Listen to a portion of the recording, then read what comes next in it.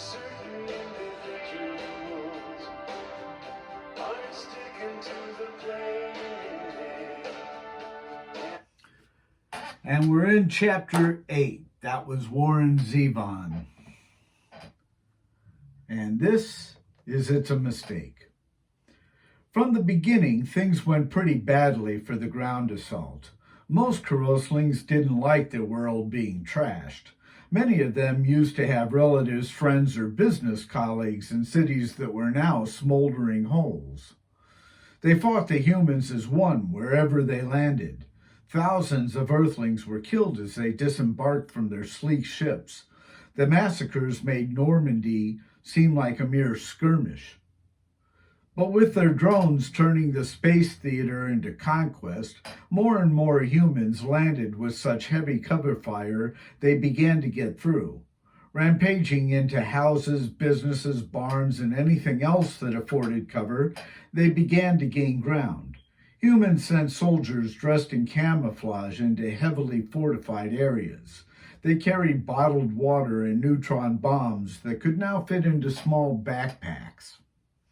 These soldiers would appear to be hurt, surrendering or ejected from their units, and in need of help. Karoslings often made the fatal mistake of taking them in, having never heard of either Trojans or their horse.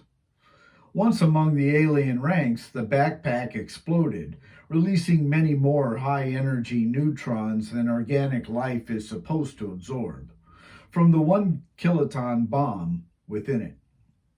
A battalion would then materialize to claim the area. The humans wore special suits that protected them from the neutron flux, which is a short-lived but deadly secondary radioactivity left within the high-flux burst point, like a ghostly image left on the retina after a firework display, so they could quickly secure their prize. One problem with neutron warfare was that after a period of nausea, some of its victims continued to live for several days or even weeks. Karoslings first thought some of them were immune, but after survivors began dying again, they realized their survival was only a temporary reprieve. Knowing that they would die very soon made for future victims fight with a vengeance. They tore after the humans with suicidal ferocity and took out many battalions because of it. Karos' command studied these weapons and soon developed suits that protected their fighters. For a time, they were even able to turn the tables on the pesky humans by playing dead after their insipid attacks. When humans moved in to occupy affected areas, the thought-to-be neutralized Karoslings rose up to slaughter them. After 2 years of very bloody warfare, the tide had turned against the humans. It would never again turn back. 6 more months of sustained losses began to wear down the public's opinion of warfare. President Mulberry, VP McGinnis, and Veli worked tirelessly to convince Earth's populace that this was a temporary setback. They gained some precious time, but after 6 more months, the talking points weren't working well. As a practical matter, VP McGinnis first had to gain back public determination. He could not continue prosecuting the war if Earth's population turned entirely against it. Interviews for selling propaganda used to be long processes of hopping from show to show. But since the Media Simplification Memorandum, MSM, President Mulberry had only to visit the White House studio. He sat in a soft leather chair, sipping fake beer and eating pretzels while interviewed by several outlets using a station-installed camera and conference line. The president took a number of questions from several reporters of various nations, answering each one with an upbeat assessment for certain victory. Questions were kept brief, and duplications of questions already discussed drew condemnations. These tactics kept the interviews livelier, stayed within MSM time constraints, and didn't discredit bullshit. Media outlets, except for one named Huckster, couldn't completely ignore facts. Huckster not only ignored facts, but made many of them up. For instance, One fact was that B&M had stolen enough tax dollars to buy the Vatican while still having enough in savings for an emergency, such as Armageddon. Huckster reported that B&M had become such a strong defense contractor that the Pope was even considering using its services instead of the Swiss Guard. That put the Vatican in the delicate position of calling Huckster a liar or ousting the Guard so as not to appear pansies. They ousted the Guard. Another fact was that public support for the war had begun to unravel, so respectable reporting had to reflect this view. After President Mulberry's upbeat interview, most stations began airing reports that told an entirely different story. These reports said the situation was, at best, not good. They didn't want to speculate about what, at worst, could be, but they did. Outlets found that such prognosticating increased ratings without really telling people anything, so they began doing a lot more of it. Not many journalists could even gain access to war zones anyway, because getting there required special ships with top-secret technologies. They had to petition for a tag-along seat, and not many of those were available. Most of the fleet contained only one seat for the pilot and one for the navigator, who really wasn't necessary except for keeping the pilot company on such long sorties. Mental fatigue was a serious problem. Most of the footage shown on news reports came from the pilots themselves, with film being approved by the Pentagon. Still, a journalist was occasionally given the navigator seat for a personal view of the war zone. Personal footage was impressive to the electorate. These rare seating assignments were usually given to Huckster's reporters, who disdained war critics, so other outlets had to buy Huckster's footage. Most of this footage showed happy pilots sitting in soft leather seats eating first-rate food and watching anything they wanted to on large wall monitors. Porn was the most often selected offering, but Huckster said it was programs about nature and religion. Actual fighting, it seemed from these reports, occupied very little of a pilot's time. Almost every outlet showed such footage endlessly. They coupled it with positive commentary or uncertain criticism that outnumbered negative remarks by 3-1. In this way, they prolonged some public support without seeming to encourage it. Where that failed, they used a criticaster, robotic heads, to yell at viewers. For some reason, this seemed to help. One journalist who competently reported the truth of things, however, was entirely unknown to humans. Tom Brapana's column was read on many planets across the galaxy, but Earth wasn't one of them. He won half a dozen prizes for his coverage and became a celebrity in many circles. Vinchno, then editor of the Life in Our Galaxy section, knew a good thing and increased Pana's visibility across all media. Remote reports were filled every week, and Pana even appeared on commentary stations from the seat of his cruiser. Pana didn't like giving personal opinions about news, so kept his comments pretty much limited to known facts. That made him less attractive, though not unacceptable, to the media and pissed Vinchno off. Still, Pana was who he was, and Vinchno's tirades couldn't change that. While the president spoke on world television, his vice president made personal appearances at dozens of universities across the globe. McGinnis echoed the president's script line for line at each one of them. He even made some inflammatory remarks about those who favored ending the conflict, which was most of the population. People felt bullied, so were less inclined to also appear weak. They therefore gave the administration more time to improve the situation. Congress claimed a desire to end this war, but was more afraid of being called names like coward or scaredy cat for doing anything serious. Veli also made sure each congressperson knew about being called a deserter should they end funding. The warning wasn't necessary since few actually wanted to stop the war. Politicians knew best which industries to own a piece of, and plenty of them had bought pieces. Their usual strategy was to put up a weak resolution and take a dive when the administration fought back.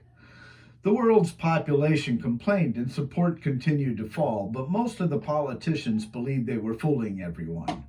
Vice President McGuinness didn't much care if he was fooling them or not. He wasn't ever going to run for president, so had nothing to lose except dividends. President Mulberry only cared about what God thought, and the Creator couldn't be fooled. To keep attention away from the White House, they allowed criticism to build against the Pentagon, primarily against Derek McKay. He began taking many more verbal attacks on his character, intellect, and abilities. Many of them were warranted and provable, but he didn't like that they were being spoken. McKay complained to President Mulberry and VP McGuinness, but got less and less support from them. They almost stopped saying his name altogether and never appeared with him in public anymore. McKay didn't become bitter, though, because he too was not interested in further government service.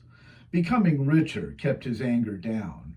When the public's aggravation about the war became intense, McKay resigned to begin writing a book. He left quietly with praise from President Mulberry and moved into his bungalow near Lucian Briggs.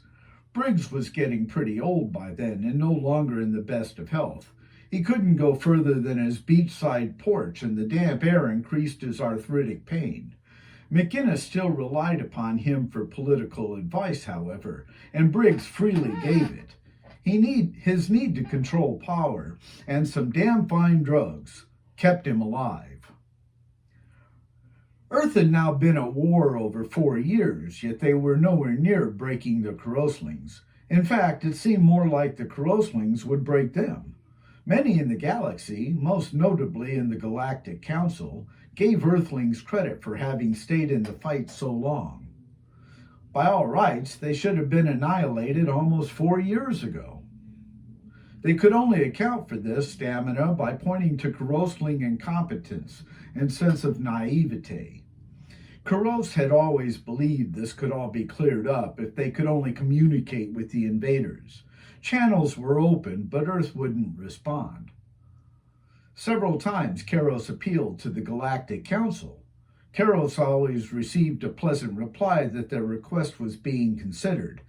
Believing this was true, Karos continued to merely defend itself instead of going offensive. The invaders were only dealt with after they began making more trouble. If Karos had ever decided to destroy Earth, they could have. But believing the Council would intervene, they didn't want to make matters worse. Truth was that many Council members secretly thought it was funny.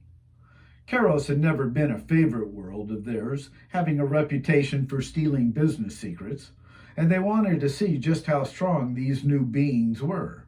Was it time for them to be brought into the galactic neighborhood?